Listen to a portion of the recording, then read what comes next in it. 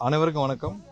இன்று எங்களுடைய தலைமை கழகத்தில் எங்களுடைய தலைவர் தலைமையில் அனைத்து வேட்பாளர்கள், அதாவது இந்த கடந்த சட்டமன்ற தேர்தலில் கடந்த வாரம் போட்டியிட்ட அனைத்து வேட்பாளரும் எங்களுடைய தலைவரை சந்தித்து அவர்களுக்கு அடுத்த வாரம் கவுண்டிங்கில் எவ்வாறு செயல்பட வேண்டும், எவ்வளோ கேர்ஃபுல்லாக நீங்கள் ஒவ்வொரு விஷயத்தையும் ஹேண்டில் பண்ணணும், ஒவ்வொரு நேரத்திலும் எவ்வளோ கவனமாக நம்மளுடைய வேட்பாளர் கவுண்டிங் சென்டர்ஸில் எப்படி செயல்பட வேண்டும், ஒவ்வொரு ரவுண்டு கவுண்டிங்கும் எப்படி அவங்க பண்ணணும் அப்படின்னு எல்லாருக்கும் ஒவ்வொரு ஜோன் வைஸாக எங்களுடைய தலைவர் அவர்களை சந்தித்து ஆலோசனை வழங்கினார்.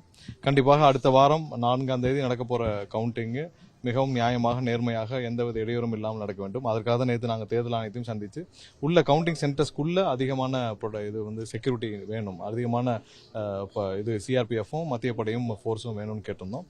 போஸ்டல் ஓட்டுகளையும் எப்படி ஹேண்டில் பண்ணணும்னு சொல்லி எங்களுடைய தலைவர் ஒவ்வொருத்தரையும் சந்தித்து அவர்களுக்கு ஆலோசனை வழங்கி முடித்திருக்கிறார். கண்டிப்பாக அடுத்த வாரம் 4ஆம் தேதி இதெல்லாம் நம்ம எதிர்கொள்ளும். எக்ஸிட் போல்லாம் வந்திருக்கு சார், ஒவ்வொருத்தரும் ஒரு மாதிரி கருத்துக்கு சொல்லியிருக்காங்க. அதை பத்தி எதுவும் தலைவர் பேசினாரா?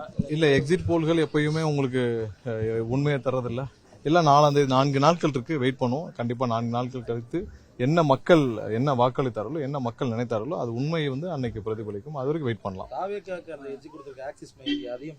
இல்ல, எல்லாத்தையுமே நம்ம ஒரே வரையாக மக்கள் என்ன வாக்களித்தார்களோ அதை பார்ப்போம். நம்ம எக்ஸிட் போல் இதை நம்பி இன்னொரு 4 நாள் இருக்கு, எதையுமே அசம்ஷன்லயோ இல்லை நம்ம ஒரு இதுலேயோ எடுத்து பேச வேண்டாம்.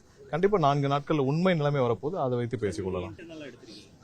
இல்லை, யாருமே எடுக்கல. கண்டிப்பாக மக்கள் வாக்களித்தார்கள். அது ஆன் கிரவுண்டு களத்தில் என்ன மாதிரியான மக்கள், எவ்வளோ ஆதரவாக 80% மேலே இருக்க மக்கள் முழு அளவில் எங்களுடைய தலைவருக்கு ஆதரவு வச்சு வாக்களித்தார்கள். அதை கிரவுண்டில் பார்த்தோம்.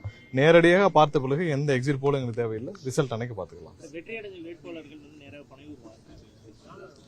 இல்ல, அதெல்லாம் அந்தந்த இன்ஸ்ட்ரக்ஷன்ஸ் அதுக்கப்புறம் தனியாக போகும். இன்னைக்கு கவுண்டிங்க்கு எப்படி ஹேண்டில் பண்ணணும், கவுண்டிங் அன்னைக்கு எவ்வாறு கவனமாக செயல்பட வேண்டும் என்று எங்களுடைய தலைவரோட இல்ல, அது அறிவிப்பு வரும். ஒவ்வொரு கட்டத்திலும் அதுக்கு அறிவிப்பு வரும். இன்னைக்கு 4ஆம் தேதி எப்படி இவங்க கவனமாக செயல்பட வேண்டும் என்று அறிவுறுத்தப்பட்டுள்ளது.